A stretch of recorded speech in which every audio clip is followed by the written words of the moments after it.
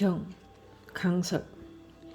나에게 한 권의 경전이 있으니 종이와 먹으로 이루어진 것이 아니다. 펼쳐보니 한 글자도 없는데 항상 대광명을 놓는다.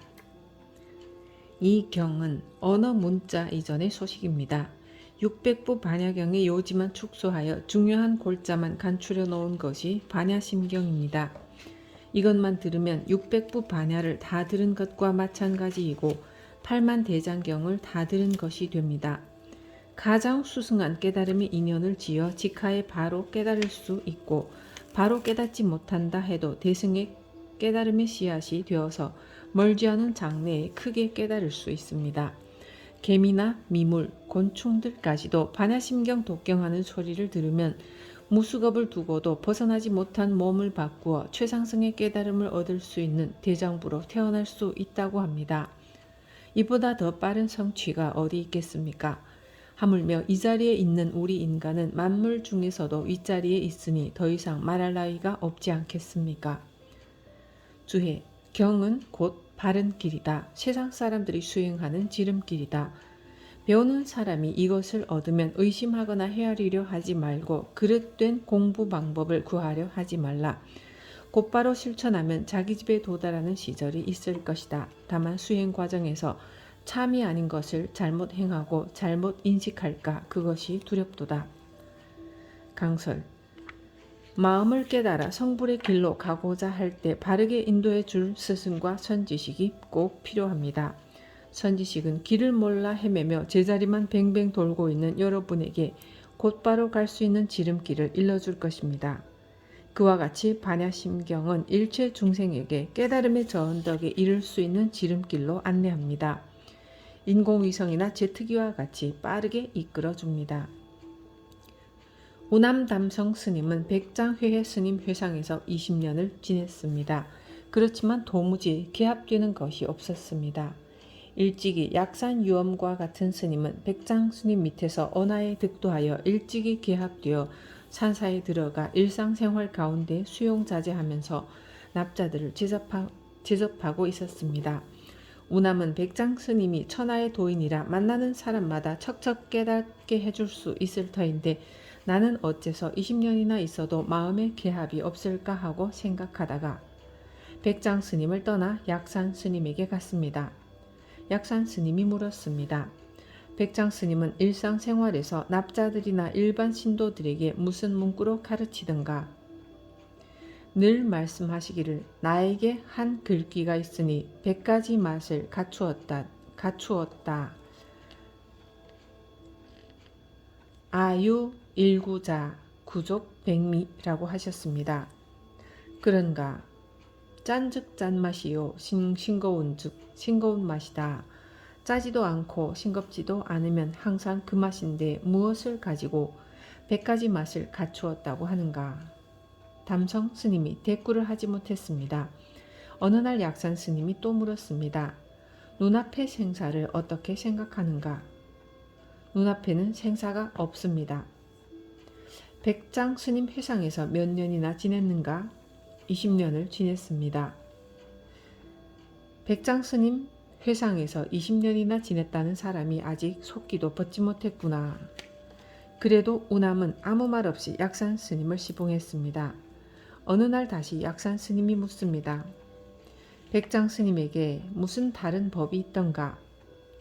어떤 때에는 새 글귀 밖을 살펴가거라 하고 또 어떤 때에는 6 글귀 안에서 알아취하라고 하셨습니다. 삼천리 밖에 또한 100가지 교섭한 것이 없어졌구나. 우남 스님은 아무런 말도 못했죠. 약산 스님이 다시 묻습니다. 다시 가르쳐 주던 것이 없던가? 다시 무슨 법을 말하던가? 어떤 때는 법문을 들으려고 모여 입정을 하고 있으면 갑자기 주장자를 휘둘러 대중을 흩어버립니다. 대중이 놀라 흩어지면 대중아 하고 부릅니다. 대중이 돌아보면 이것이 무엇인고 하고 묻습니다. 백장 큰 스님이 그렇게 하셨구나. 일찍이 너에게 일러주었거늘 너는 어째서 백장 스님을 보지 못했는가? 그 말에 크게 깨달았습니다. 문득 예배를 하고 송을 바쳐 인가를 받았습니다. 공부할 때에는 어느 곳이든 생명을 던지고 해야 합니다. 세월이 흘러 고목나무와 같이 사가 쉬워졌을 때라야 선지식을 만나면 호련히 깨달을 수 있습니다. 그런 시절 이면이 닿지 않은 것은 본인 자신이 정진을 게을리한 탓입니다. 글귀로 알려하고 사량 분별로 알려고 하면 점점 어긋나 버립니다.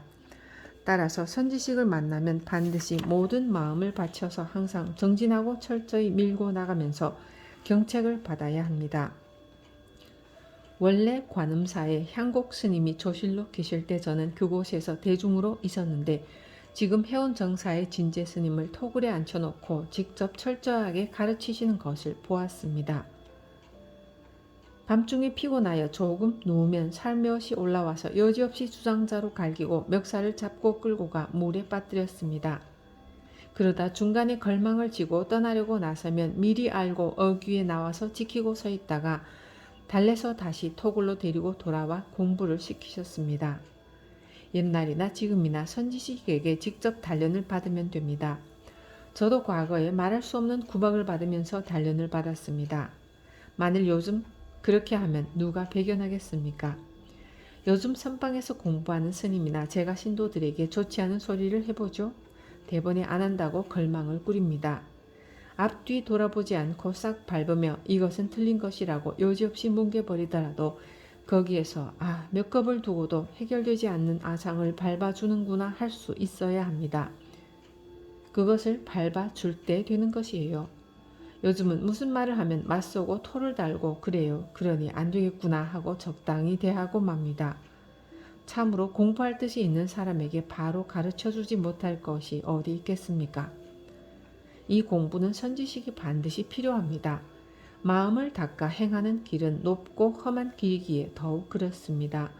공부를 하다 잘못되었을 때에는 잘못되었구나 하고 자신을 확인하고 생각을 거두어 쉬어야 합니다. 선방에서 공부하는 분들 중에도 화두를 사량 분별 또는 이해로 알고자 하는 분들이 없지 않습니다. 도적을 주인으로 잘못 알고 있는 것입니다. 반야심경을 들을 때에도 중간쯤 듣다가 반야심경은 이런 것이구나, 안 들어도 되겠구나 하는 사람은 길가에서 그러다는 사람입니다. 끝까지 들어야 합니다. 자기 자신이 부처라고 하니까 자기가 부처구나 하고 사량 분별로 생각하지 말라는 것입니다. 주해, 자 말해보아라. 어느 곳을 향해 가는가? 내가 지금 분명하게 말할 것이다. 풀 한 포기도 나지 않는 곳, 미세한 티끌도 세우지 못하는 곳, 진흙탕도 없고 함정도 없으며 모두 벗어서 알몸처럼 드러나 있는 물을 뿌린 듯 깨끗하고 평온한 곳을 향해 용맹스럽게 가면 하늘의 구슬영을 만날 것이다. 이 구슬은 둥글고 아름다우며 빛나고 빛나 옛날부터 지금에 이르기까지 무너지지 않는다.